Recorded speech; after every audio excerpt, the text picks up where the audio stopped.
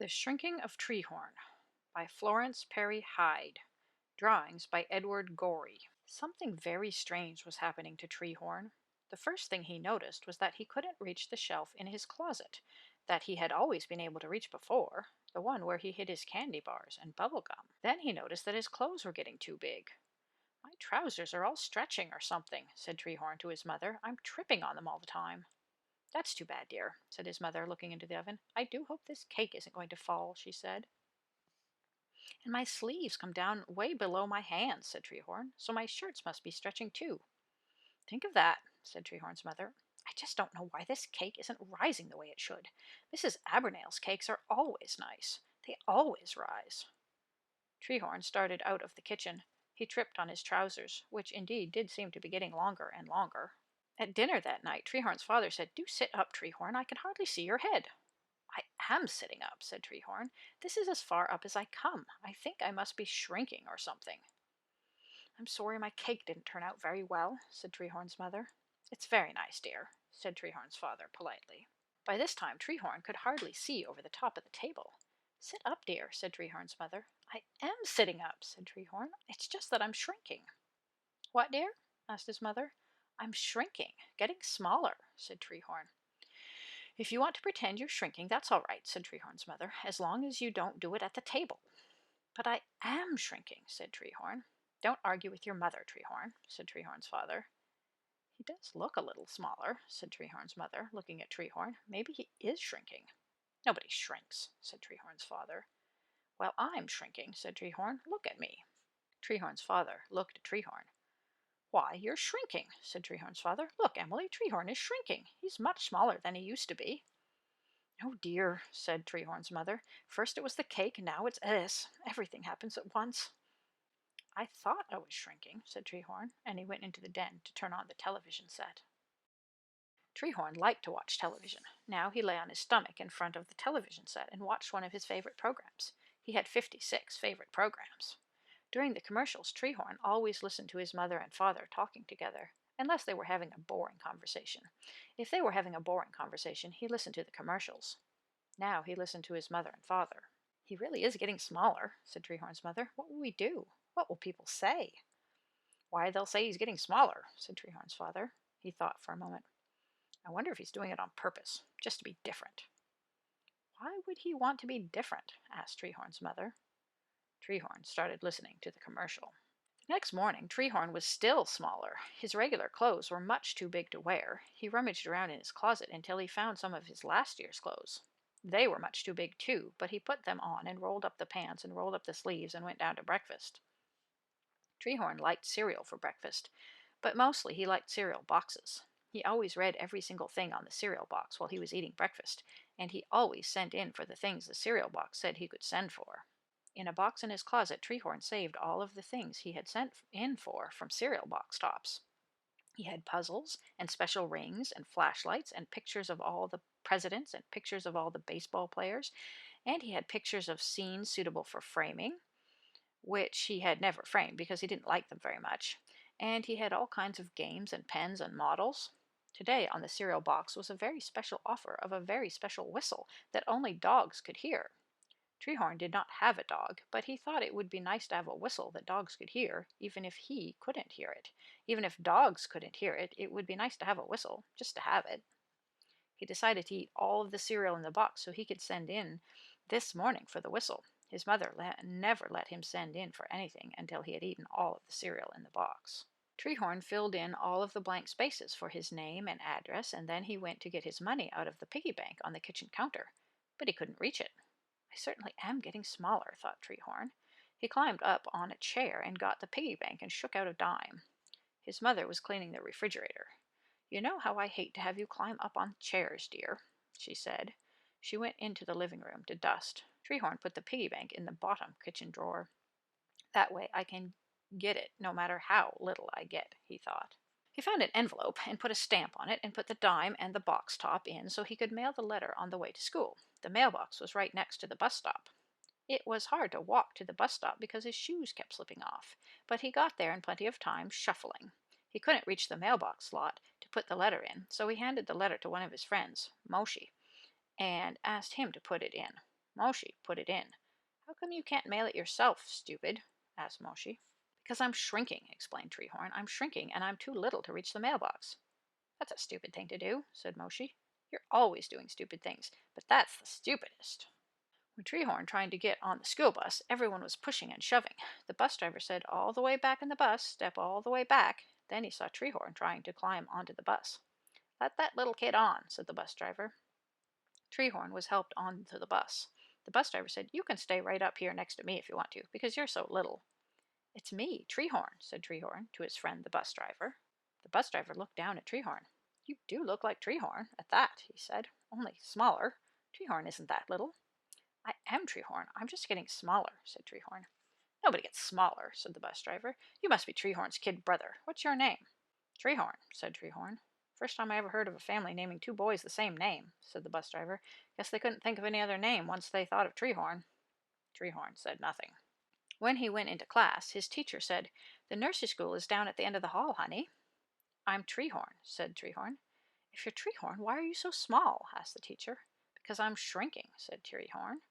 "I'm getting smaller." "Well, I'll let it go for today," said the teacher, "but see that it's taken care of before tomorrow. We don't shrink in this class." After recess, Treehorn was thirsty, so he went down the hall to the water bubbler. He couldn't reach it, and he tried to jump up high enough. He still couldn't get a drink, but he kept jumping up and down, trying. His teacher walked by. "Why, Treehorn," she said, "that isn't like you, jumping up and down in the hall. Just because you're shrinking, it does not mean you have special privileges. What if all the children in the school started jumping up and down in the halls? I'm afraid you'll have to go to the principal's office, Treehorn." So Treehorn went to the principal's office. "I'm supposed to see the principal," said Treehorn to the lady in the principal's outer office. "It's a very busy day," said the lady. "Please check here on this form the reason you have to see him. That will save time. Be sure to put your name down, too. That will save time. And write clearly. That will save time." Treehorn looked at the form. "Check reason you have to see principal. That will save time. 1. Talking in class. 2. Chewing gum in class. 3. Talking back to teacher. 4. Unexcused absence. 5. Unexcused illness. 6. Unexcused behavior. PTO. There were many things to check, but Treehorn couldn't find one that said being too small to reach the water bubbler. He finally wrote in shrinking. When the lady said he could see the principal, Treehorn went into the principal's office with his form. The principal looked at the form and then looked at Treehorn. Then he looked at the form again. "I can't read this," said the principal. "It looks like shirking. You're not shirking, are you, Treehorn? We can't have any shirkers here, you know. We're a team, and we all have to do our very best." "It says shrinking," said Treehorn. "I'm shrinking." "Shrinking, eh?" said the principal. "Well, now, I'm very sorry to hear that, Treehorn. You were right to come to me. That's what I'm here for, to guide. Not to punish, but to guide. To guide all the members of my team. To solve all their problems." "But I don't have any problems," said Treehorn. "I'm just shrinking." "Well, I want you to know I'm right here when you need me, Treehorn," said the principal, "and I'm glad I was here to help you. A team is only as good as its coach, eh?" The principal stood up. "Goodbye, Treehorn. If you have any more problems, come straight to me, and I'll help you again. A problem isn't a problem once it's solved, right?" By the end of the day, Treehorn was still smaller. At the dinner table that night, he sat on several cushions so he could be high enough to see over the top of the table. "He's still shrinking," sniffed Treehorn's mother. "Heaven knows I've tried to be a good mother." "Maybe we should call a doctor," said Treehorn's father.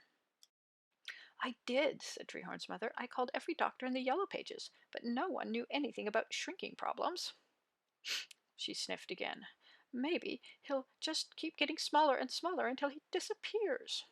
"No one disappears," said Treehorn's father positively. "That's right, they don't," said Treehorn's mother more cheerfully. "But no one shrinks either," she said after a moment.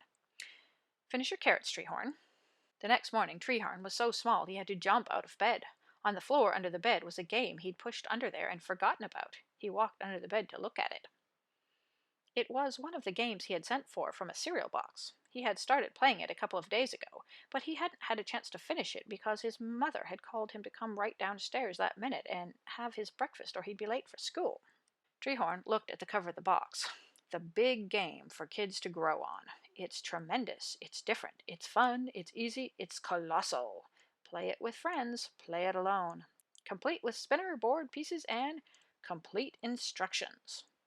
The game was called The Big Game for Kids to Grow On. Treehorn sat under the bed to finish playing the game. He always liked to finish things, even if they were boring. Even if he was watching a boring program on TV, he always watched it right to the end. Games were the same way. He'd finish this one now. Where had he left off? He remembered he'd just had to move his piece back 7 spaces on the board when his mother had called him.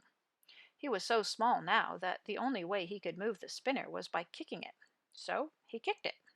It stopped at number 4. That meant he could move his piece ahead 4 spaces on the board. The only way he could move the piece forward now was by carrying it, so he carried it. It was pretty heavy.